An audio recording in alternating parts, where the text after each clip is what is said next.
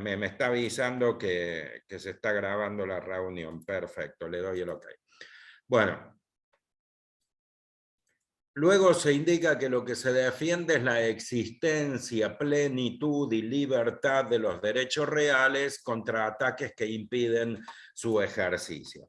Estos tres términos, existencia, plenitud y libertad, son términos que también aportan a la confusión generalizada porque no se indica claramente qué debe entenderse por una agresión a la existencia, a la plenitud o a la libertad. No son términos precisos.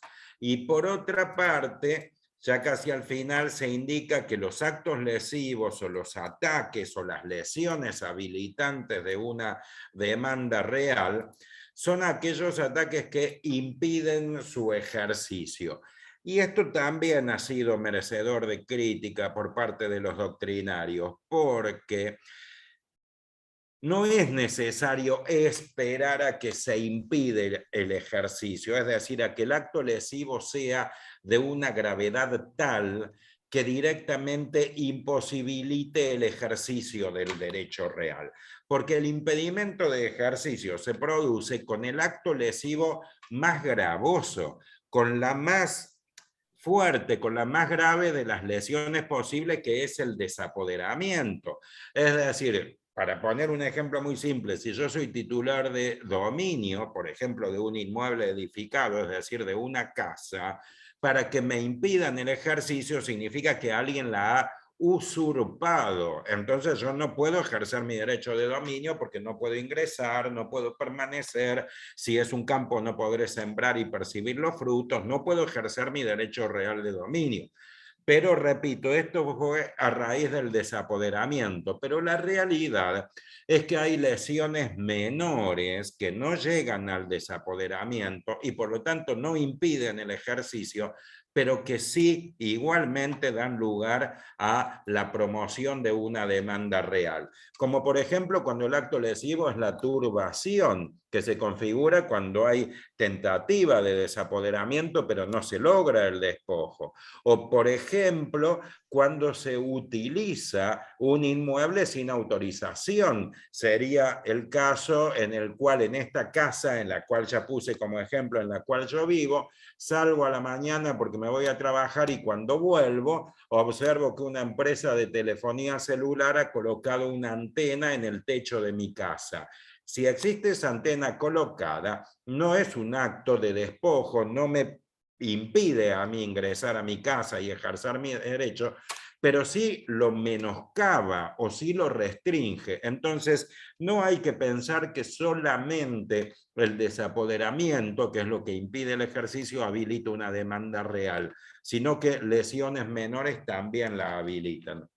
O incluso la acción real puede promoverse en casos de molestias generadas desde los predios linderos o de los predios cercanos, es decir, cuando se perturba la tranquilidad con ruidos molestos, con olores, con luminosidad, con vibraciones, o cuando se afecta la privacidad porque se coloca una ventana que da vista directa hacia otro inmueble a menos de 3 metros, que es la medida reglamentaria según los artículos 1978 y 1979, o cuando se colocan en el patio del inmueble colindante árboles cuyas hojas, cuyas ramas, cuyas raíces también afectan al inmueble cuyo propietario se siente lesionado, entonces también puede promover una acción real. Entonces, esto es un poco el análisis crítico de la definición legal, ¿sí? Primero, extremadamente obvio indicar que las acciones reales son los medios para defender el juicio, la titularidad de un derecho real, porque a eso es algo que ya se lo sabe. Luego, la poca precisión en los términos existencia, plenitud y libertad, que no brindan una noción acabada de la oportunidad en la cual debe promoverse cada una de estas demandas.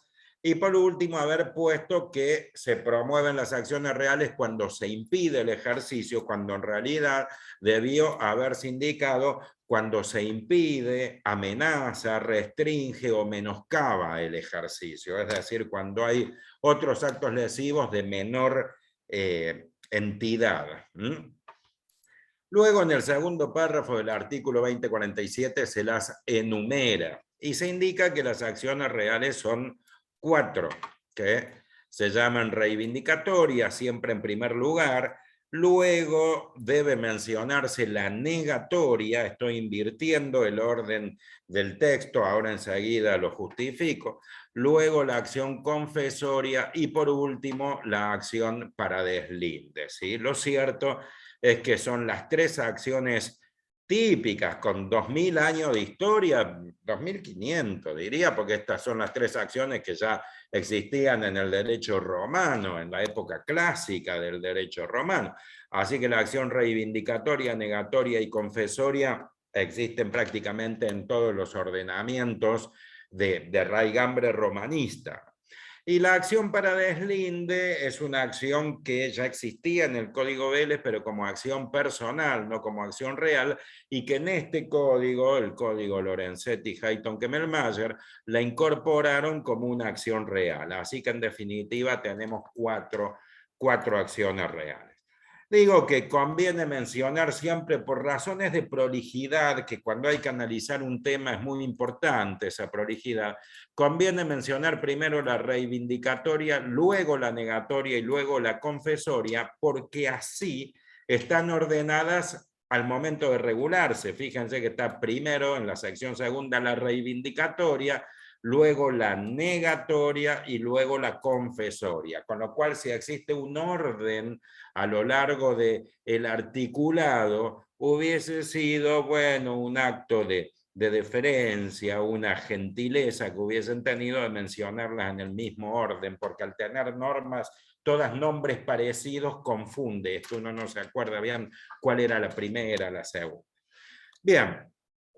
Bueno, entonces, esto son la definición de acciones reales y también la enumeración.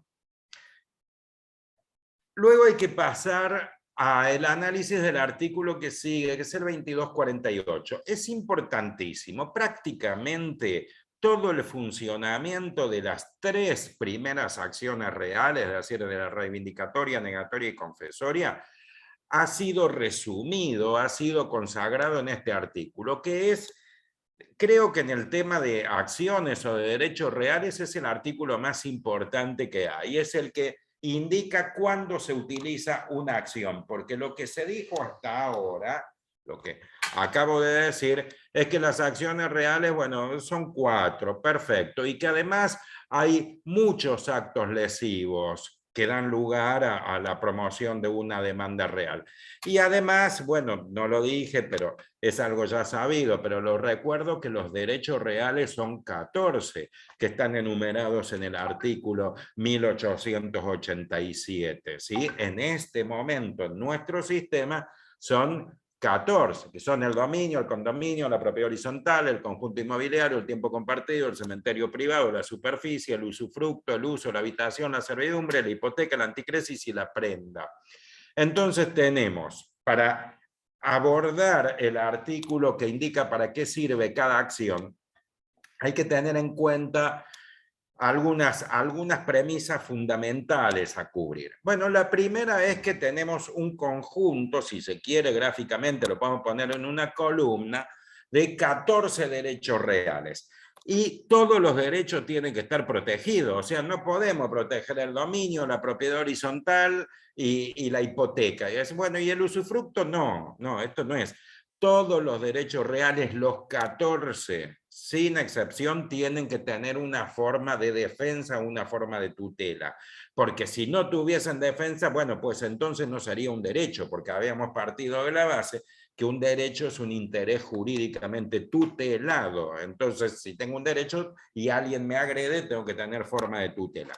Entonces, primera premisa, debo proteger 14 derechos reales. Segunda premisa, Estos derechos reales se pueden lesionar de distintas maneras. Como ya dije, puede lesionarse por ahí el más obvio, que es el desapoderamiento, es decir, tratándose de un objeto inmueble por la usurpación, tratándose de un objeto mueble será por el hurto, por el hurto del objeto mueble, pero esto es el acto lesivo más gravoso, que es el desapoderamiento. Luego hay otro acto lesivo que se llama turbación, que es la tentativa de despojo. Se configura la turbación cuando se ejecutan actos tendientes a privar de la posesión, pero todavía no se produjo el resultado. Fue comentada en la reunión anterior esta lesión. Luego hay otro acto lesivo, que es la utilización indebida, como dije, cuando se coloca una antena arriba del techo de una casa, por supuesto, sin pedir permiso, o cuando se coloca un cartel publicitario en un lote, en un terreno rural, si se quiere, para que se vea desde la ruta, o de cualquier motivo una persona obtiene un servicio, obtiene una utilidad de un inmueble, por supuesto sin pedir permiso, lo hace de hecho, de facto. También otro acto lesivo, como dije, es las molestias, es decir, que hay muchos actos lesivos posibles. Y las acciones reales, por otro lado, como tercera premisa, son, bueno, son solamente 4, pero por ahora vamos a considerar las 3 primeras: reivindicatoria, negatoria y confesoria, porque la última, la acción para deslinde, es para demarcar el terreno cuando se hubiesen borrado las líneas divisorias. Es una acción muy particular, muy específica.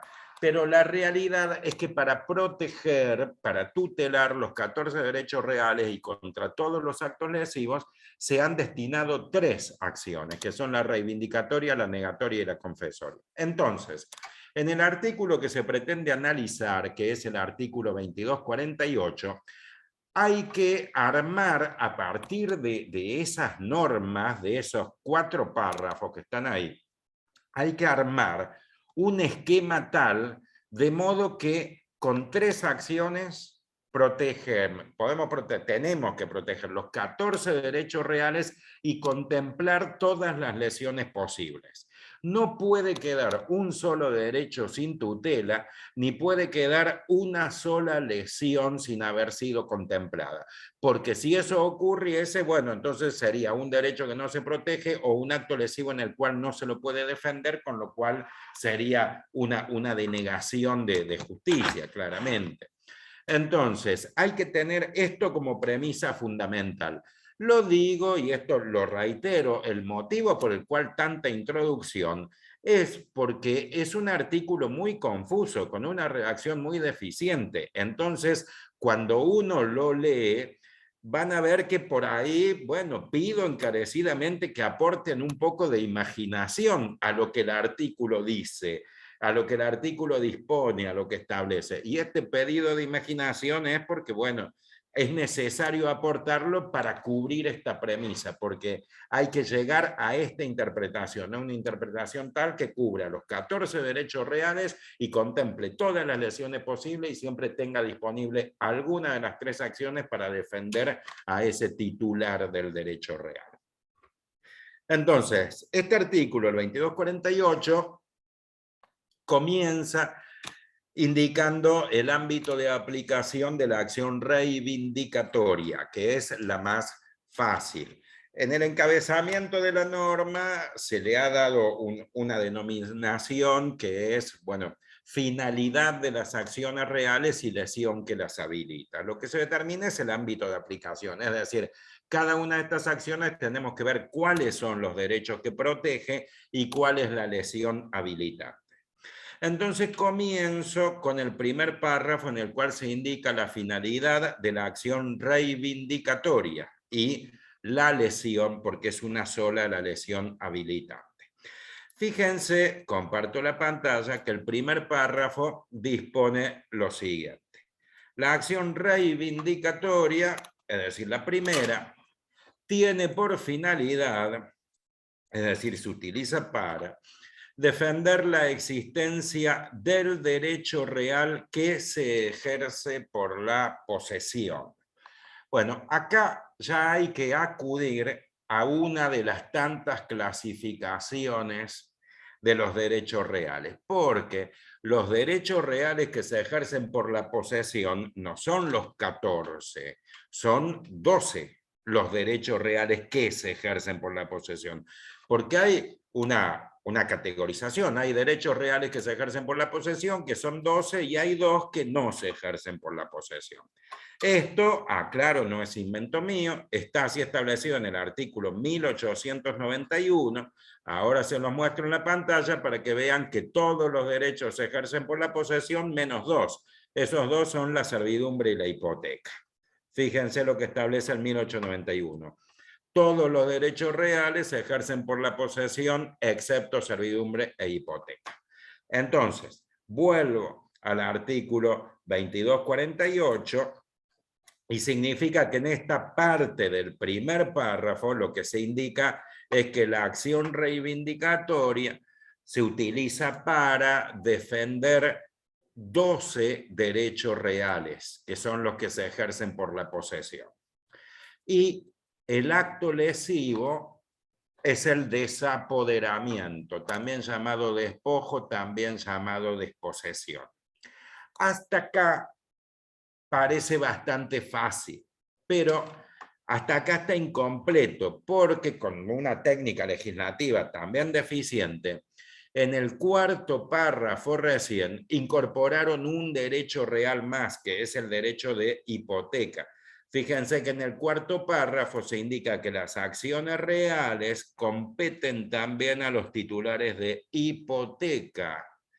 Y acá es donde se suma entonces a los 12 derechos que se ejercen por la posesión, se le suma el derecho de hipoteca sobre los inmuebles cuyos titulares han sido desposeídos. Entonces, en definitiva, o para cerrar, la acción reivindicatoria tutela 13 derechos reales, que son los 12 que se ejercen por la posesión más la hipoteca. O lo que es lo mismo decir todos menos la servidumbre. Yo, cada vez que tengo que decir esto, siempre pido un poco de disculpa porque me siento un marciano. Más de uno va a estar diciendo, ¿y por qué dijiste 12 más 1? ¿Por qué no dijiste 13 de entrada y punto? Era más fácil. Y yo quiero que sepan que estoy totalmente de acuerdo con ese pensamiento. El problema es que tengo una legislación que en un párrafo dice 12 y después en el cuarto párrafo recién agrega el otro. Entonces yo tengo que explicar esto y bueno, trato de ponerle lo que se pueda, pero así es como está regulado. Esto tiene un motivo que lo explica, no lo justifica, debieron haber sido más prolijos, pero lo explica. Esto es así porque en el Código Vélez, en el código anterior, el acreedor hipotecario no estaba legitimado para promover la acción reivindicatoria, no lo podía hacer, había incurrido en una omisión Vélez Sarsfield. Vélez Sarsfield había pensado, los únicos derechos que pueden ser despojados es que se ejercen por la posesión. Entonces le confiero la acción reivindicatoria a los titulares de los derechos que se ejercen por la posesión. Y punto. Ese fue el razonamiento de Vélez, que fue un razonamiento muy breve, incurrió en una miopía jurídica acá, porque a lo largo de la vigencia del Código Vélez se dieron cuenta que estaba desprotegido en ese esquema el acreedor hipotecario y que había que concederle una acción real porque en realidad era el que terminaba pagando los platos rotos. Lo digo con un término poco académico, pero que tiene la ventaja de ser claro. Porque esto es así. Supóngase que yo soy el titular de dominio de una casa y esa casa está hipotecada. Y viene alguien que usurpa los inmuebles y usurpa mi casa. Lo lógico, lo natural, dicen, bueno, yo que soy titular de dominio, soy titular de un derecho que se ejerce por la posesión y voy a promover la demanda y voy a defender ese inmueble. Claro que es así. Y es así en la abrumadora mayoría de los casos. Pero también puede darse la hipótesis en la cual yo, que tengo el inmueble hipotecado, pedí esa plata con la cual la garanticé con hipoteca para hacer un negocio y en ese negocio me fue mal. Y yo ya sé que no tengo la plata para devolver.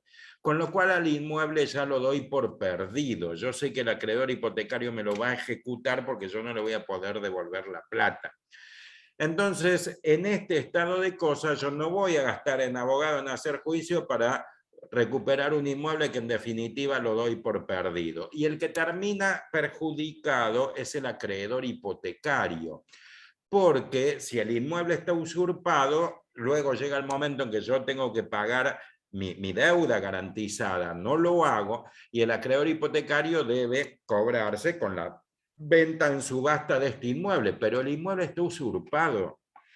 Y el inmueble usurpado en subasta o no lo compra nadie o ofrece una suma de dinero que es infinitamente reducida, inferior al verdadero valor venal del objeto. ¿Por qué? Porque está usurpado y el que compra un conflicto, no se sabe hace cuántos años está usurpado, después le van a decir que cumplieron los 20 años para prescribir, el resultado es incierto y todo lo demás. Entonces el acreedor hipotecario no se va a poder cobrar con esa subasta. Por eso es que para paliar esta deficiencia del Código Vélez, en este código se le confiere la legitimación activa también al acreedor hipotecario. Entonces el acreedor hipotecario puede demandar a los usurpadores míos, porque yo no hice nada, me quedé de brazos cruzados, recupera el inmueble y luego lo subasta, ya así, libre de ocupantes, obtiene el precio que es el verdadero valor venal del inmueble en subasta y bueno, y de ahí se cobra capital, intereses y costas. Esto explica, repito, no justifica, pero explica por qué en el primer párrafo se confiere legitimación a los titulares de 12 derechos reales y en el cuarto párrafo se le incorpora el 13º, es decir, la hipoteca. Con lo cual, en definitiva, la acción reivindicatoria tutela 13 derechos reales, que son todos menos la servidumbre, y el acto lesivo es el desapoderamiento, es decir, el despojo. Así que cualquiera de estos 13 derechos reales, cuando quiere recuperar el inmueble, sea para usar y gozar, como el titular de dominio, condominio, propiedad horizontal, etcétera, o para subastarlo, como el acreedor hipotecario, y bueno, o como el acreedor prendario también, por supuesto, el acreedor prendario tiene la posesión. Entonces, en esos casos, la acción que debe promoverse es la acción reivindicatoria, ¿sí? Fíjense, siempre que dictamos estos cursos también aclaramos que hay un error muy frecuente, muy común, que es promover desalojo. ¿Cuántas veces cuando existe una usurpación, todo el mundo se manda con el desalojo directamente y no es la acción que corresponda porque la acción de desalojo es una acción personal cuando se incumple una obligación de génesis contractual, que es la obligación de restituir el objeto cuando el contrato ha llegado a su término, o desalojo por falta de pago o el que sea. Desalojo por vencimiento del contrato, el más frecuente. Ahora imagínense que yo soy titular de dominio de una casa y me la usurpan. ¿Yo qué contrato voy a tener con los usurpadores? No tengo ningún contrato. Lo que hay es una titularidad de un derecho real, o sea, sujeto sobre la cosa, sobre el objeto, y un usurpador que imposibilita el ejercicio de mis facultades sobre la cosa. Entonces, para eso están las acciones reales, que son en este caso, la acción reivindicatoria. Así que nada, jamás una acción por desalojo. Ahora, ¿qué pasa? Porque todos sabemos, bueno, pero en muchos casos se promueven los desalojos. ¿Y qué es lo que pasa? Cuando se promueve el desalojo, el resultado es incierto. Es incierto porque los códigos procesales, que son los que consagran como un proceso especial el desalojo, muchos, como es un error muy frecuente el de usar el desalojo en estas hipótesis, muchos le fueron encontrando la vuelta, la lectura, la interpretación y también hacen lugar, Pero hay muchas cámaras, salas de las cámaras, en los cuales cuando debía promoverse reivindicatoria, porque era una usurpación, y se promovió el desalojo después de hacer todo el proceso, directamente la sentencia es acuda por la vía que corresponda. Y por supuesto, el abogado, un papelón, un juicio por mala praxis y un resarcimiento al cliente. Si después de todo el trámite de un juicio, con lo que demoran, te sale que no acudiste por la vía que corresponde. Son terribles las consecuencias. Así que no hay que confundirlos nunca, ir a lo seguro, promover acción real reivindicatoria cuando no hay contrato. Ahora, si hay un contrato de locación y no lo restituyen, bueno, claro que sí, ahí va la acción por desalojo.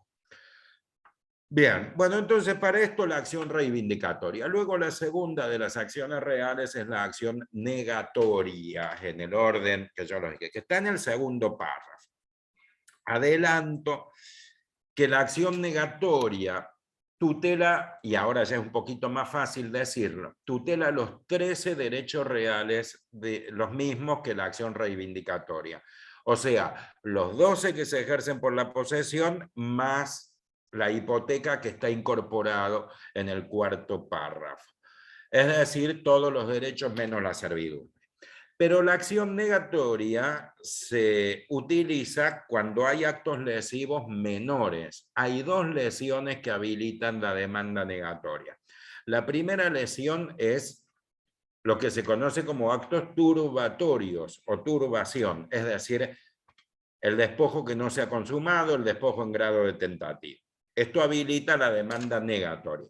Y también la demanda negatoria se habilita con el servicio indebido, cuando alguien se sirve del inmueble, es decir, como anteriormente mencioné, cuando la empresa de televisión por cable adosa con grampas el manojo del cable al frente de una casa, o cuando se coloca una antena de transmisión de telefonía celular, por ejemplo, en el techo de una casa, o un cartel publicitario en un predio rural justo en la esquina donde hay una curva de la ruta 7 o de la ruta que sea. En todos esos casos que alguien, primero, no despoja, segundo, tampoco pretende despojar, por eso está la lesión número 3 de gravedad, porque se utiliza, se sirve del inmueble, pero no tiene la intención de despojar, eso es lo que son el servicio, la utilización indebida, ahí da lugar a la demanda negatoria. Ahora les leo el párrafo segundo para justificar siempre ya adelante con un poco de imaginación lo dicho.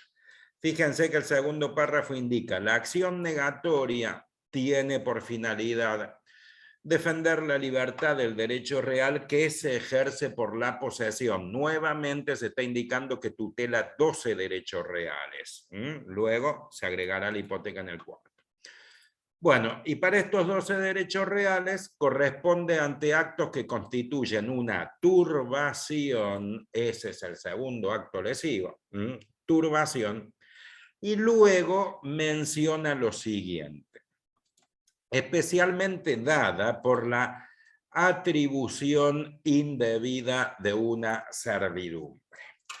Acá no hay que confundirse este término, porque cuando uno escucha la palabra servidumbre, o en este caso cuando la lee, lo primero que se le viene a la cabeza es el derecho real de servidumbre, porque es un derecho real, eso estamos todos claros, pero no hay que pasar por alto que acá no está utilizado como derecho, sino como acto lesivo. Por eso el término completo, los términos completos son atribución indebida de servidumbre, ¿sí?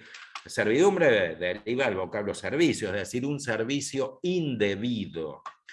¿Esto qué significa? Lo que significa es que si la empresa de telefonía necesita colocar una antena en el techo de mi casa, no puede venir y colocarla. Lo que tiene que hacer, me tiene que decir, mire, yo necesito colocar una antena acá, para lo cual le ofrezco dinero para que usted me constituya una servidumbre, hacerlo y luego que le constituya la servidumbre, ahí colocar la antena. Pero en esta hipótesis no existe ningún derecho de servidumbre regularmente constituido. Lo que hay es una usurpación de servidumbre, es una atribución indebida de servidumbre. Es decir, colocaron una antena ahí de un día para otro como trogloditas, sin tener derecho para hacerlo. Por eso es que se utilizan esos términos. Entonces, ahí están los dos actos lesivos que habilitan la demanda negatoria. Sí, repito, el primero, turbación, y el segundo, la obtención de un servicio que en el texto legal se lo denomina atribución indebida de servidumbre. Y luego recuerden que el cuarto párrafo siempre incorpora al acreedor hipotecario, es decir, que con el mismo razonamiento que el indicado anteriormente, si yo soy el dueño del inmueble y está hipotecado y resulta que alguien ejecuta actos turbatorios, por ejemplo, deteriora los cables o los ductos, el acueducto o el gasoducto que le permite el suministro del servicio a mi inmueble, es decir, rompe las instalaciones que son los típicos actos turbatorios para despojarme, es decir, hay actos turbatorios.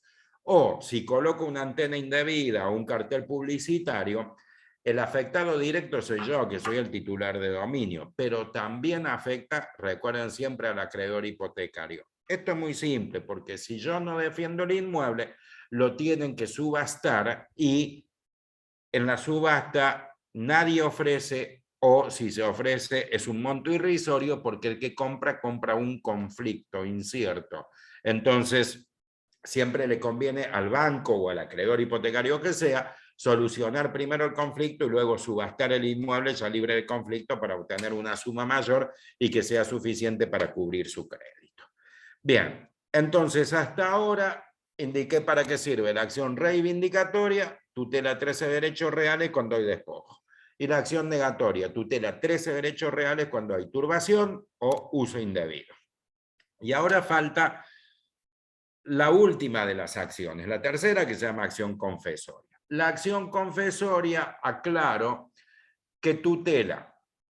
Bueno, en primer lugar, el derecho de servidumbre. Este sí, el derecho de servidumbre. Vieron que la servidumbre todavía no la hemos protegido todavía. Cuando les dije las premisas iniciales, les dije que hay que proteger todos los derechos. Y a la servidumbre todavía la tenemos marginada, discriminada. Hay que defenderlo porque también es un derecho. Bueno, siempre el derecho de servidumbre se protege con la demanda confesoria. Es la única que protege la servidumbre. Y la servidumbre es un derecho que puede ser lesionado de una sola manera, que es el impedimento de ejercicio, no hay otra forma. El titular de una servidumbre, ya se trata de una servidumbre de tránsito, de una servidumbre de sacar aguas, de una servidumbre de extraer canto rodado, o lo que sea, la única forma de que lo lesionen es que no le permitan obtener el servicio que hace al contenido de la servidumbre, o sea que le impidan ejercerla. Y bueno, cuando este es el acto lesivo, siempre debe promoverse la acción confesoria. No hay otra. Y luego la acción confesoria también tutela todos los otros derechos reales, todos, cuando el acto lesivo fuese las molestias. Las molestias que se originan o que se ocasionan en los inmuebles vecinos.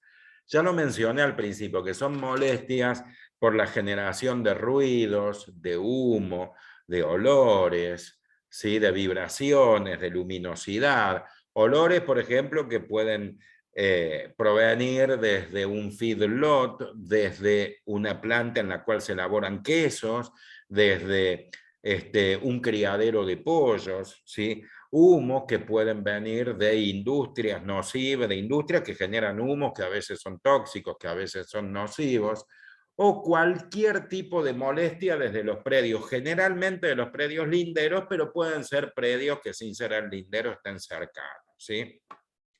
Ahora lo leo en el artículo y lo justifico a lo dicho. Fíjense que estoy en la tercera acción. La acción confesoria corresponde, bueno, en primer lugar, ante actos que impiden ejercer una servidumbre. Ahí les dije, sí está utilizado el término servidumbre como derecho real, y bueno, el acto lesivo es el impedimento de ejercicio. Así que hasta acá es muy simple. El titular de una servidumbre es titular de un derecho real, es lesionado y se lo protege con una acción real, que es la acción confesoria. Y luego se utilizan estos términos que son otro derecho inherente a la posesión. Bueno, a grandes rasgos comento que El derecho inherente a la posesión es que no se lo moleste desde los inmuebles vecinos, que no se moleste con música, con olores, con luminosidad. Ahora, para justificar esto, que yo lo estoy diciendo ahora y que miran, bueno, pero ¿de dónde lo sacaste? Hay que hacer una doble remisión. Es bastante complejo, pero los voy a ir justificando acá en la pantalla. Fíjense que partimos de este término. Este párrafo, el tercero, indica que la acción confesoria se promueve cuando se lesionan los derechos inherentes a la posesión. Bueno, derechos inherentes a la posesión están en el artículo 1932. Recuerden esos términos, derecho inherente a la posesión. Entonces ahora vamos al 1932 y van a ver que no les mentí. En 1932, ¿quiénes están? Los derechos inherentes a la posesión. ¿Ven? Entonces, de ese párrafo llegamos acá, al 1932. Cuando uno lee este artículo, te vuelve a remitir. Te dice, bueno, ¿y qué son los derechos inherentes a la posesión? Los derechos inherentes a la posesión te vuelve a enviar a el capítulo 4 del título 3. Fíjense que hay una segunda remisión al capítulo 4. Y el capítulo 4 comienza en el artículo 1970 y termina en 1982. Ahora lo llevo para que vean que no estoy mintiendo. En el artículo 1970 ves que estamos en el capítulo 4. Y este capítulo 4, repito, va del 1970 al 1982. Son 13 artículos. Y en estos artículos, básicamente lo que se indica es que no se puede molestar a los vecinos. Esto es lo que se indica.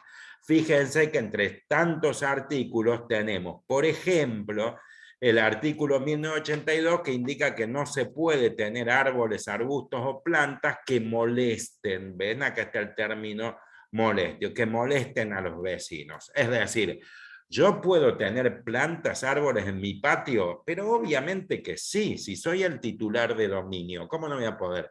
Pero lo que no puedo es plantarlos pegados a la línea separativa porque las hojas y las ramas caen en el patio del vecino y las raíces deterioran los cimientos de la casa del vecino. Entonces, eso no lo puedo hacer. Entonces, si lo hago, el vecino tiene que promover una acción confesoria. Primero, carta de documento, lo intimo que saque ese gomero, ese ficus, ese ombú, o lo que sea, digo, porque son árboles conocidos que rompen todo, bajo apercibimiento de promover acción confesoria. Y si no lo saca, demando acción confesoria para que saque el árbol. ¿Sí?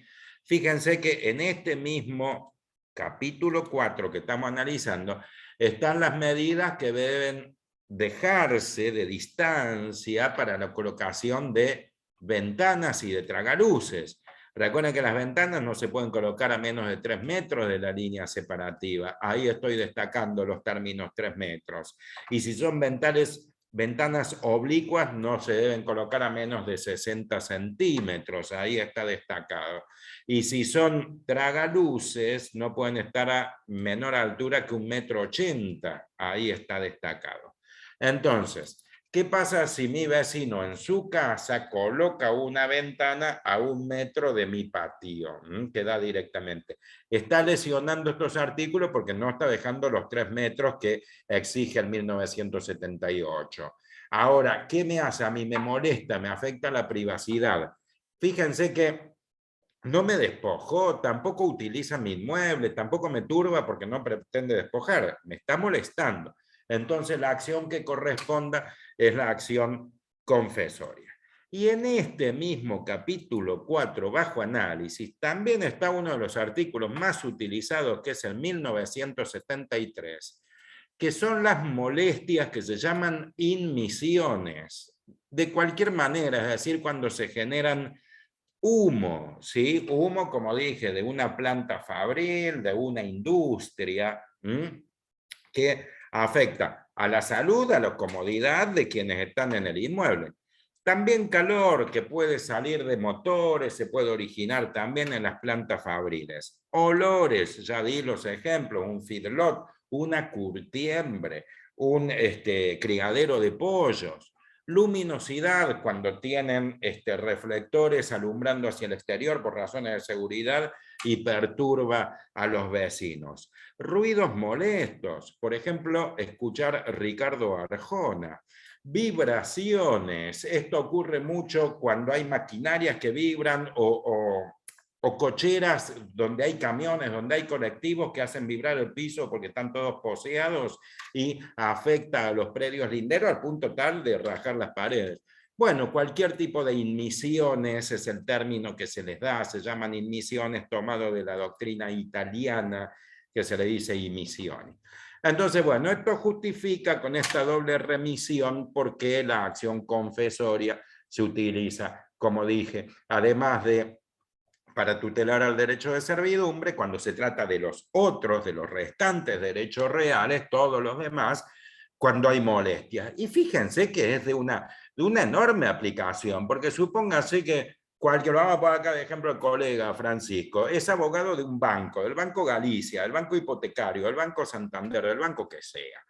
Y yo soy el dueño del inmueble hipotecado, por lo tanto el deudor del banco, ¿sí? Y resulta que yo no hago nada, pero al lado mío colocan una planta fabril que genera humo. Y pongamos el ejemplo, humo tóxico, cancerígeno, todo lo que uno quiera. Fíjense cómo eso me afecta a mí, estamos todos de acuerdo, pero también cómo afecta al banco, porque si yo no le pago al banco, después el banco se tiene que cobrar con el producido de ese inmueble, lo tiene que sacar a subasta. ¿Y quién va a comprar un inmueble al lado de una planta fabril que genera humo cancerígeno? Entonces, ¿qué va a hacer el gerente del banco? Vieron que el gerente es gerente, es decir, el que sabe, sabe y el que no es jefe. Entonces, lo va a llamar al abogado del banco, le va a decir, Francisco, acá tenemos un problema, nosotros somos acreedores hipotecarios de Adrián Carta, ese soy yo, que hasta ahora está un muchacho bárbaro, no hizo ningún problema. Pero resulta que al lado pusieron una planta fabril. Si acá en el futuro Adrián no nos paga y tenemos que subastar ese inmueble, no vamos a obtener ni la décima parte de lo que vale. Es decir, aún siendo el jefe y no entendiendo mucho, intuye, percibe y dice, nosotros somos titular de un derecho que se llama hipoteca, esto nos está lesionando a nosotros, de alguna manera me tengo que defender, entonces va a llamar al abogado. Y el abogado, que en el ejemplo Francisco, le tiene que decir, sí, señor gerente, existe, nosotros somos titular de un derecho real y existe una acción real que se llama acción confesoria, vamos a demandar a la planta fabril, no a mí, porque yo no lesioné ningún derecho, ¿sí? Entonces, fíjense que con esta estructura que acabo de mencionar, con los 3 párrafos más el cuarto que agrega el derecho de hipoteca, se cumple con las premisas iniciales. Fíjense que hemos protegido a los 14 derechos reales.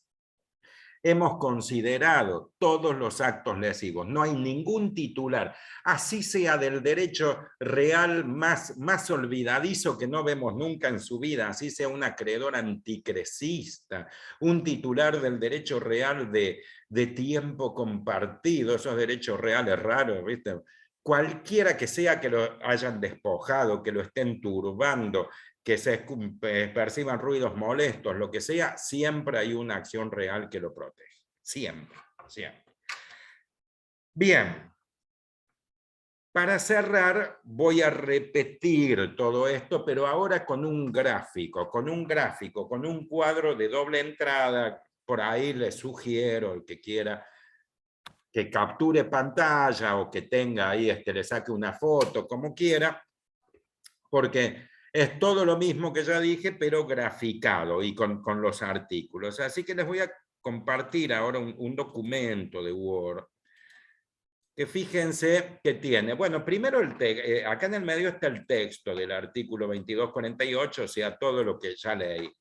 Las explicaciones un poquito están abajo, pero el ámbito de aplicación en sí está en el cuadro de arriba, que ahora destaco.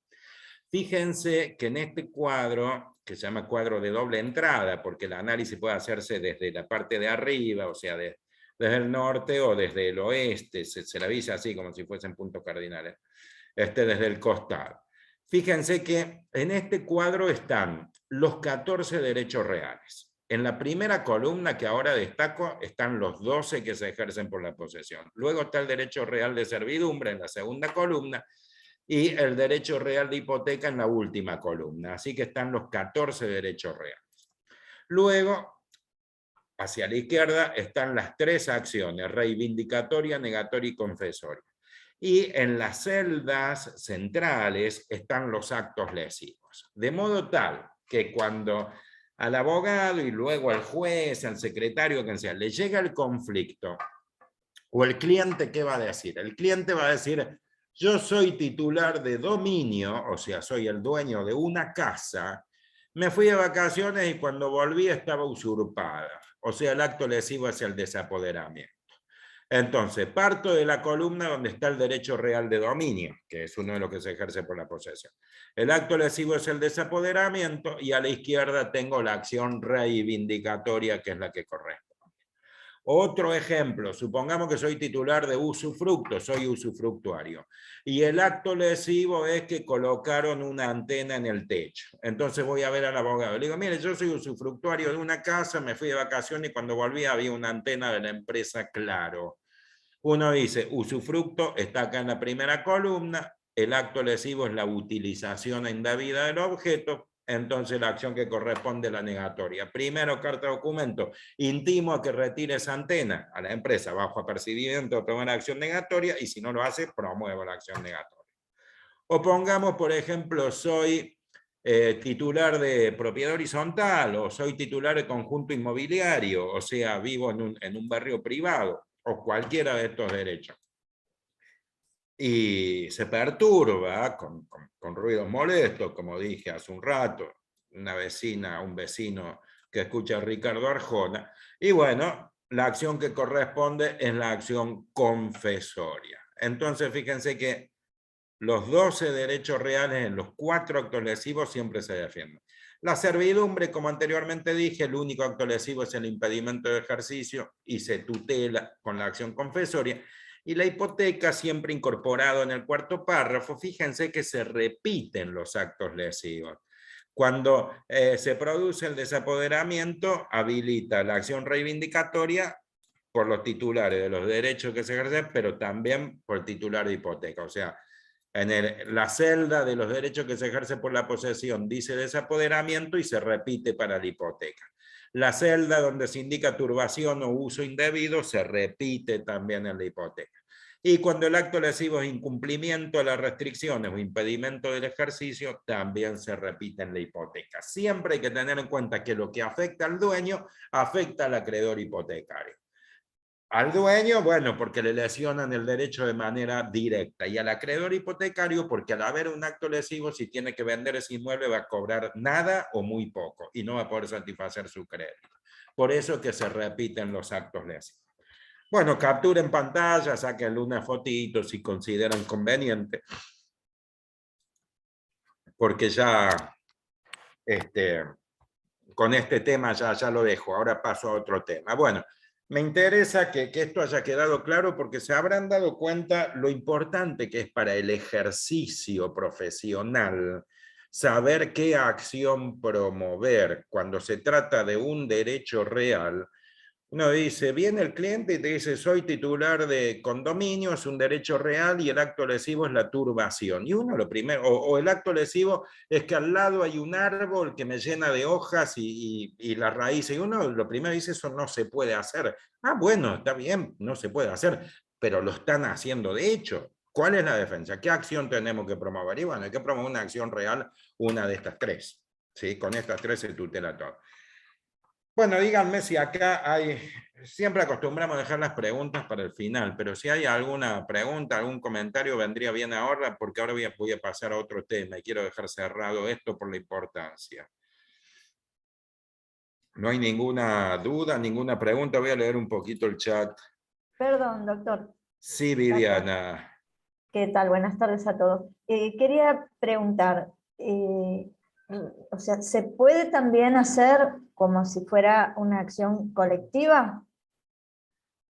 Y depende en lo que hace al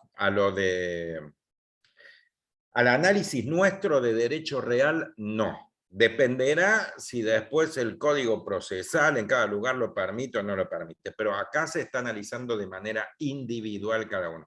Supongo que la acción colectiva lo hacemos cuando colocan una fábrica y bueno, afecta a todos los predios que están en toda la cuadra o toda la mucha. Exactamente, han puesto un depósito de materiales en una zona donde hay muchos afectados. El dueño no se da por enterado, es más, es prepotente, entonces la gente ya ni quiere ir a reclamar, y la verdad que es un desastre ya mismo el pavimento, porque con los camiones que traen esos elementos se deteriora todo, y bueno, y la verdad que no sé si agarrar solo a uno, o decirles, bueno, si se juntan todos podemos hacer algo.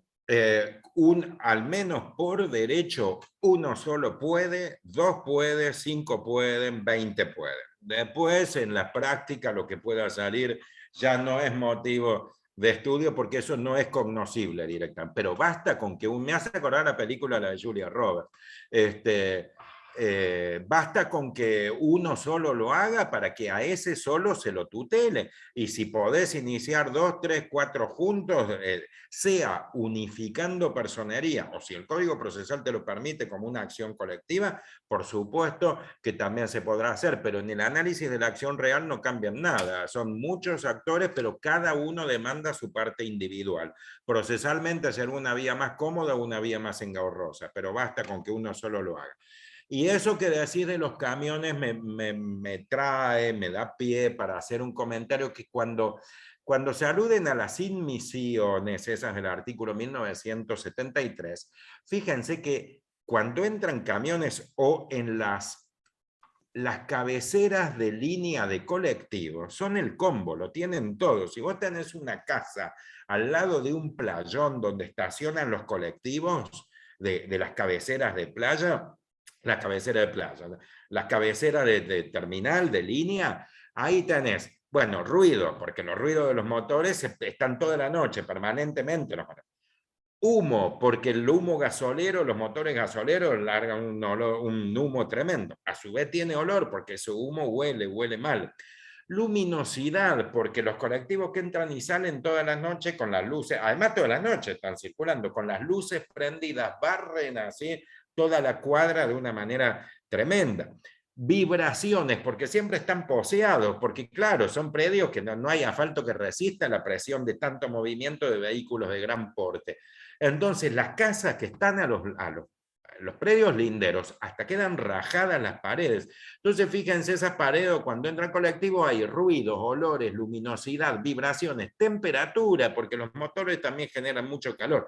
Entonces, uno muchas veces piensa el boliche de la esquina, la guitarreada, que también son ejemplos, pero acá hay un ejemplo que las tiene todas, que son estos inmuebles donde entran colectivos, donde entran camiones. Así que es muy buena la participación. Bueno, te repito, Gracias. la respuesta es esa, que lo podés hacer por acción colectiva, por acción individual o hasta por unificación de personería, si vos sos la abogada y juntás varios, pero cada uno al momento de pedirlo, cada uno pide y basta con que lo pide uno solo para que le ordenen el cese de eso.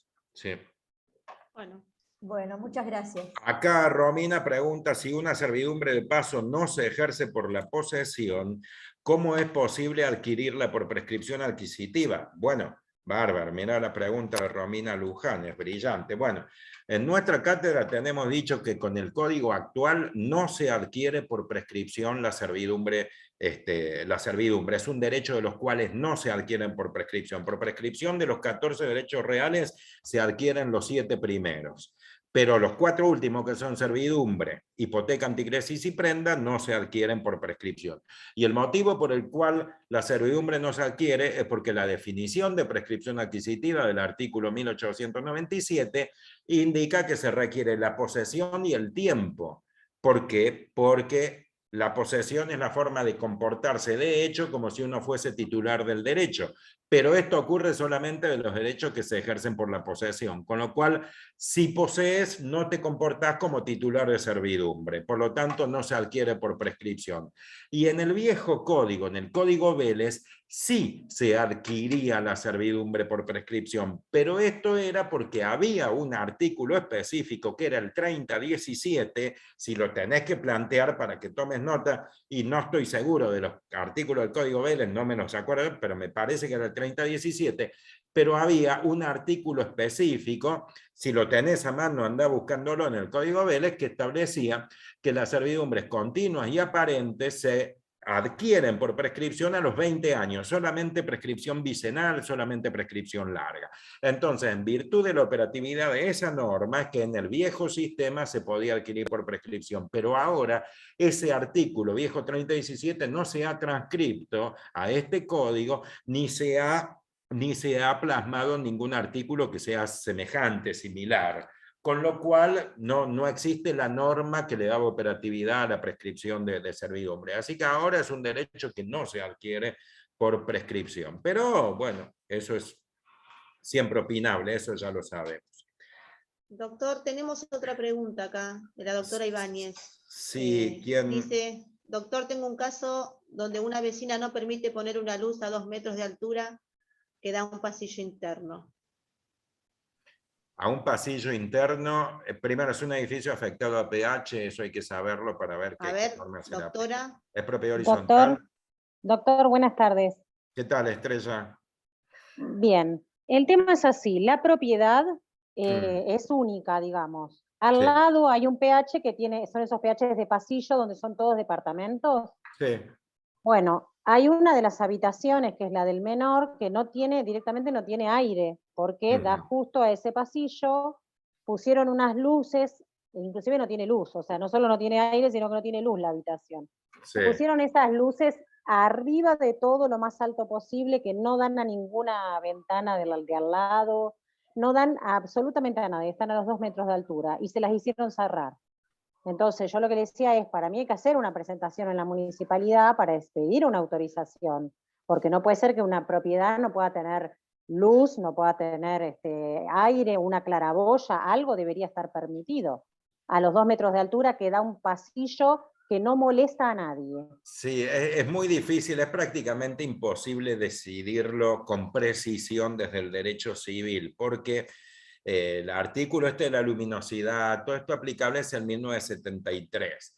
El problema es que es un artículo difuso porque utiliza los términos normal tolerancia. Fíjense, el 1973 lo que indica es que las molestias ocasionadas por ruido, olores, luminosidad, vibraciones, humo, temperatura, no pueden exceder la normal tolerancia. El término normal tolerancia es un término difuso que no debiera ser utilizado en legislación porque no sabemos lo que significa normal. Eso es muy subjetivo. Es más, etimológicamente normal significa regulado por la norma, normativizado, que se adecua a la norma. Y entonces la norma no tiene que decir normal, porque te coloca en un círculo vicioso que termina siendo vacío de contenido. La norma tiene que indicarte, como ocurre sí en el 1978, que la norma te dice 3 metros. Entonces, si me preguntas la distancia a la ventana, te digo 3 metros, y para adelantarte al resultado del proceso, tenés que ir y medir 3 metros. Si está más de 3 metros está bien, si está a 3 metros está bien, si está a 2,99 metros está mal,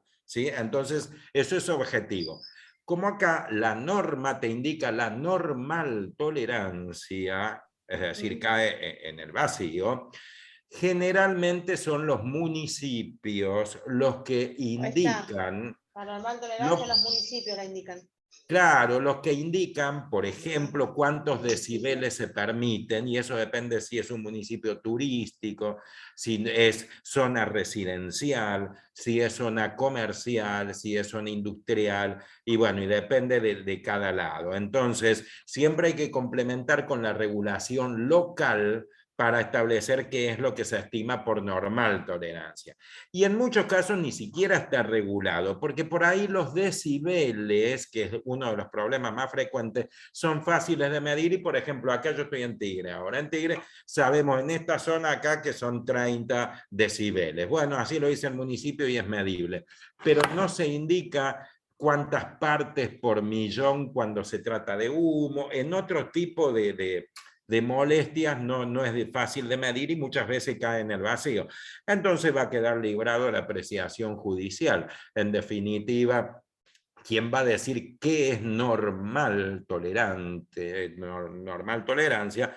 Lo va a terminar diciendo el juez. Es decir, que para resolver ese conflicto hay que judicializarlo y ver cuál es el resultado. Y si para interpretar una ley hay que judiciarlo, siempre recuerden que el legislador ya fracasó en su obra, al menos en su faz preventiva del conflicto, porque tenés que caer en un juicio, no lo podés solucionar de otra manera. Y bueno, y además hay que tener en cuenta que nosotros no sabemos qué significa normal y el juez tampoco lo sabe.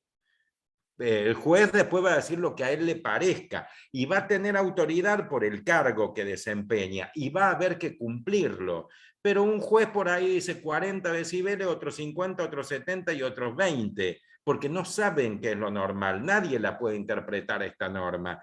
Y un juez es el que tiene la potestad, la investidura para decidirlo y para que sea obligatorio, pero no significa que lo sepa, porque no lo sabe. Así que, porque nadie lo sabe, porque no es cognoscible lo normal, no se sabe qué es. Así que bueno, esa es la respuesta. En ese caso hay que judicializarlo, lo de la luminosidad. Colega Estrella le estaba respondiendo. Muchas gracias, doctor.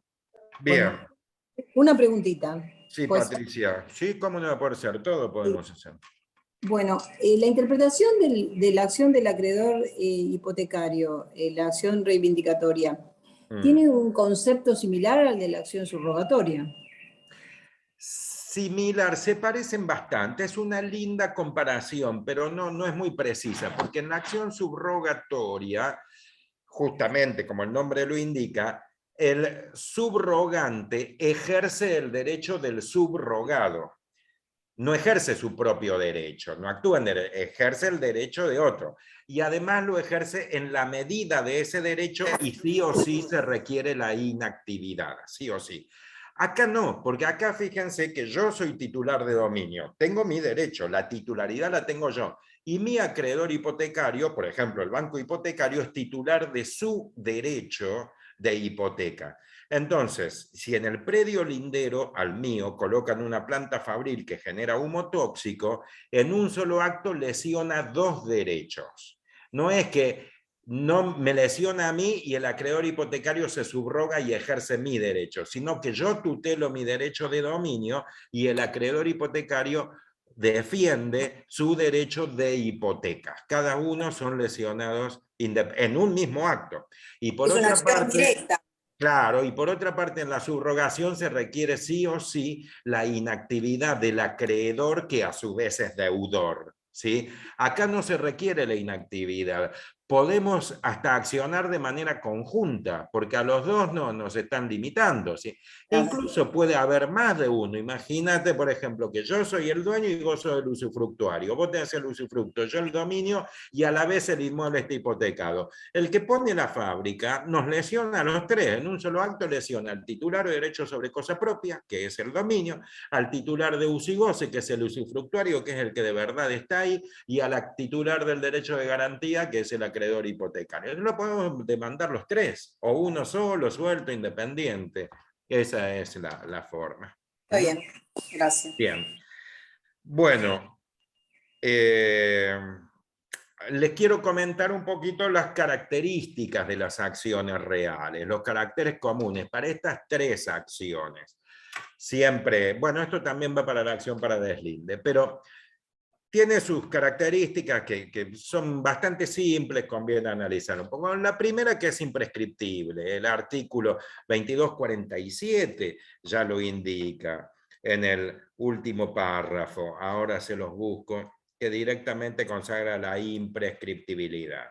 Tratándose, o sea que yo a la acción la puedo promover dentro de 30 años, 40 años, si quiero. Tratándose, claro está, de un derecho que se adquiera por prescripción adquisitiva, siempre conviene tener en cuenta ese otro aspecto. Es decir, el tercer párrafo indica que las acciones son imprescriptibles, claramente se refiere a la prescripción liberatoria, es decir, a la acción, lo que prescribe. Sin perjuicio, o no obstante, lo mismo hay que analizar qué es lo que ocurre con la prescripción adquisitiva, es decir, que puede darse el caso que la demanda se pierda, pero no porque esté prescripta la acción, sino porque haya operado la prescripción adquisitiva. ¿Esto qué significa? Que si a mí me despojaron hoy, yo puedo demandar dentro de 10, 20, 30 años o 40 años. Mi acción nunca va a estar prescripta.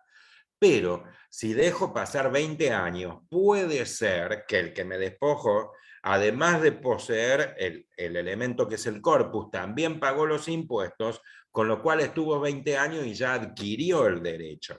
Entonces, cuando yo promuevo la reivindicatoria, después de 20 años me opone o me reconviene por prescripción cumplida y que a mí me rechazan la demanda. Pero repito, el motivo no es porque esté prescripta mi acción, sino porque el derecho, yo ya no puedo promover acción porque no soy titular de un derecho porque ya lo adquirió el prescribiente.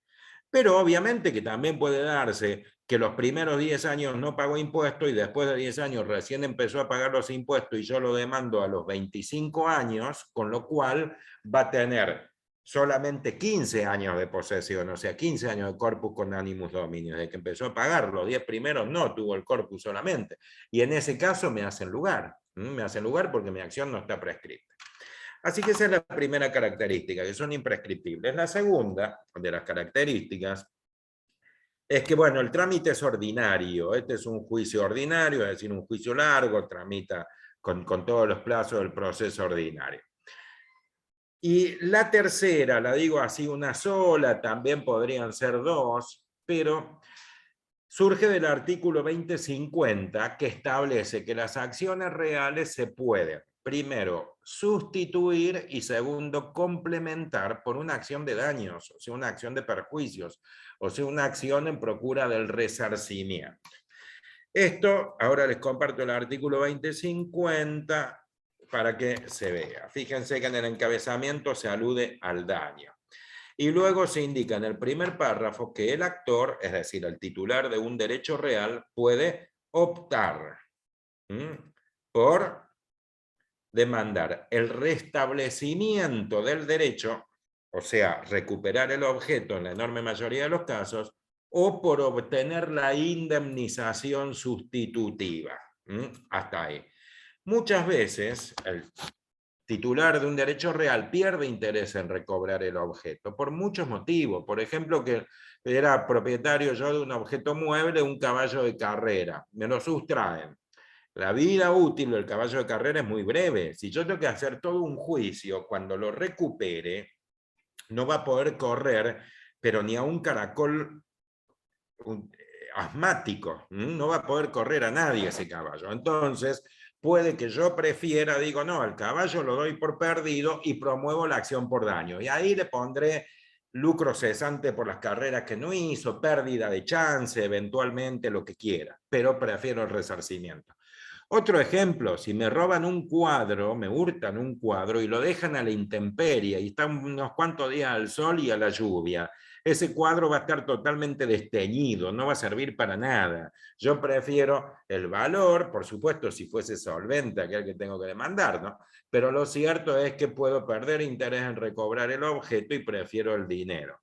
También puede darse con los inmuebles, es poco frecuente, pero póngase, por ejemplo, que yo soy propietario de un inmueble que lo utilizo porque tengo una huerta ahí, planto zanahorias, lechuga, lo que sea. Y cerca hay una fábrica, una industria que lo usurpan o lo ocupan y lo utilizan como vertedero de residuos tóxicos, de productos líquidos, químicos, que queda el inmueble contaminado y yo ya no puedo sembrar más nada ahí. Entonces, bueno, si es una industria, es una planta, es solvente, por ahí yo prefiero demandar directamente el resarcimiento y después comprar otro predio en otro lado. Es decir, cualquiera que sea el motivo, lo cierto es que el titular del derecho real puede promover la acción para recuperar el objeto, para el restablecimiento del derecho sobre la cosa, o decir, no, en estas condiciones ya no lo quiero, promuevo la acción por resarcimiento. Entonces, esta tercera característica es que las acciones reales son sustituibles por una acción por resarcimiento. Y la cuarta, o puede ser una variedad de la tercera, eso depende porque también está en el artículo 2050, es la posibilidad de complementar la acción real con la acción por resarcimiento, que se utiliza muchísimo, porque lo normal es que uno prefiera recuperar el objeto. Pero cuando se recupera el objeto, también después hay que hacer una acción por resarcimiento, justamente para resarcir el perjuicio que se originó en la privación del derecho real. Es decir, si yo soy el dueño de una casa y me la usurpan y la recupero dentro de 4 años, bueno, lo más probable es que esté muy deteriorada, porque el usurpador no va a gastar plata en conservar el objeto. Todo lo que se vaya deteriorando no va a arreglar nada. Así que además de recuperar el inmueble edificado, aunque esté, bueno, en malas condiciones, pero lo recupero, también voy a tener que cobrar en la pérdida de valor por lo que por el deterioro. Y aunque me toque un usurpador muy prolijo y lo cuide mucho, el solo hecho de haberme privado 4 años de la posesión, por ejemplo, pongamos que dure 4 o 5 años la acción real, ahí me privó de un lucro cesante, de la posibilidad que yo tenía de alquilar esa casa y percibir los frutos civiles que son los arriendos. Entonces, aunque recupere el objeto en buenas o en malas condiciones, también tengo que hacer una acción complementaria, además de la acción real.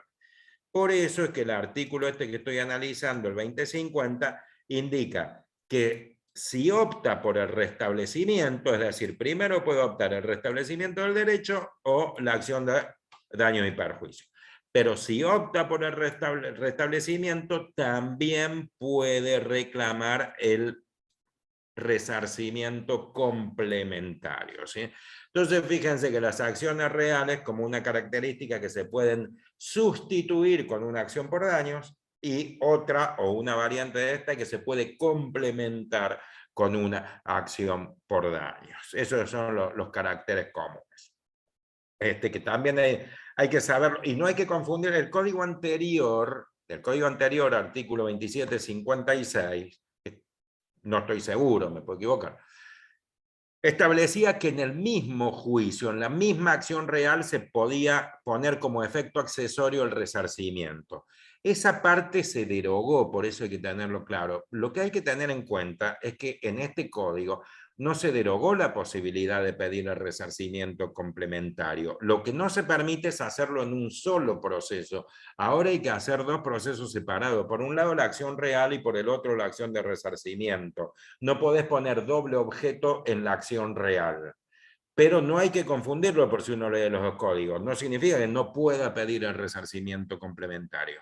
Significa que tengo que hacer 2 expedientes. Nada más que eso. Bueno, y les quería comentar así muy rápidamente, porque ya es la hora 19:30. Repito, yo no tengo problema en seguir conversando, me resulta muy agradable, pero bueno, me imagino que el auditorio, cada uno tiene que hacer sus cosas. Pero les quería comentar nada más que la cuarta acción, que no la mencioné, es una acción que difícilmente se utiliza en Buenos Aires, y en esta época donde ya hay planos con fotos satelitales y todos los demás, se utiliza sí. Lo solemos explicar mucho en la UNE, la Universidad Nacional del Nordeste, en Corrientes, donde hay terrenos tan anegados, donde hay terrenos boscosos, hay muchas crecientes y a veces se borra el límite separativo, el elemento demarcatorio, cuando son troncos se extravían y se utiliza para demarcar en el suelo la línea divisoria entre 2 inmuebles colindantes. Es una acción muy específica, muy particular, que bueno, por eso le hemos dedicado tan poco tiempo, pero no crean que nos hemos olvidado. En todo caso, será motivo de otra charla, pero a esta que es tan breve quería hablar de las otras 3 acciones que son las que de verdad se utilizan en este momento y en este lugar, en Buenos Aires, acá donde estamos.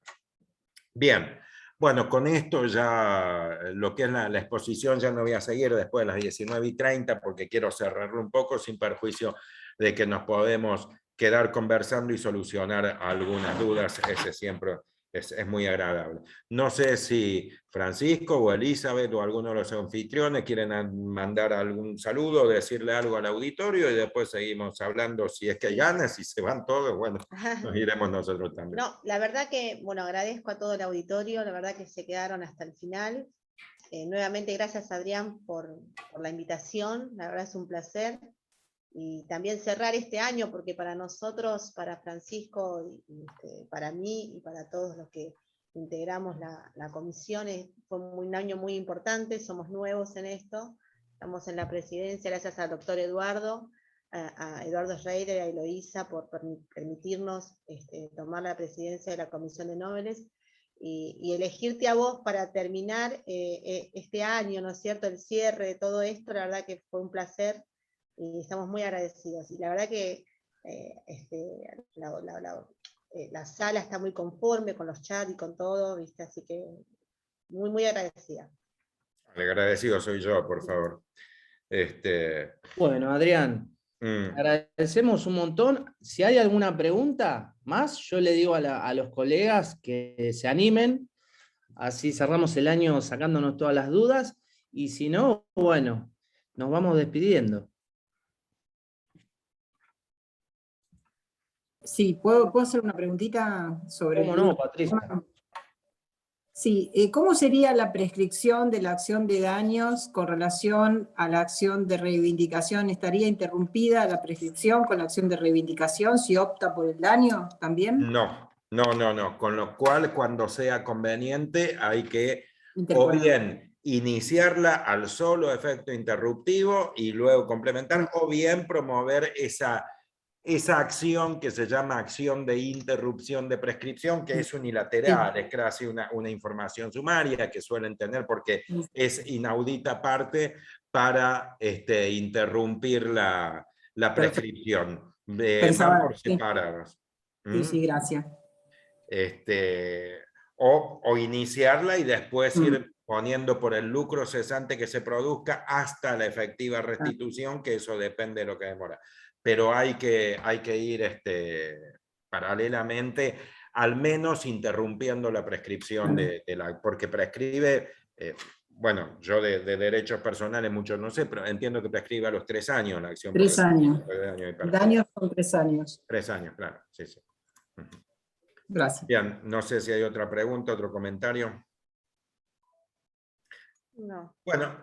Bueno, queridos amigos, entonces bueno, nuevamente les doy las gracias por permitirme estar con ustedes y bueno, sobre todo acá al auditorio primero, pero a los integrantes del colegio.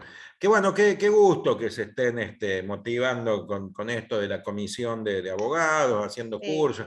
Me encanta la gente que es activa, que le pone polenta, que se prende, que participa. Yo soy más bien, en todo lo que no sea académico, bastante dejado con esas cosas y por lo tanto admiro a quienes los hacen. Bueno, muchas gracias. Adrián, te agradecemos un montón al auditorio, también a nuestros colegas. Y nada, desde la Comisión de Nobles queremos desearle a todos, si no nos vemos, por supuesto, una feliz Navidad, feliz año para todos, que arranquemos el 2022 con más energía y que nos espera mucho trabajo. Así que nada más, yo me despido. La doctora Elisa de Moscoso, también la presidenta. Mira, tenemos acá a Pablo Fernández que nos saluda desde Venado Tuerto y Rufino. Así que mira qué bueno.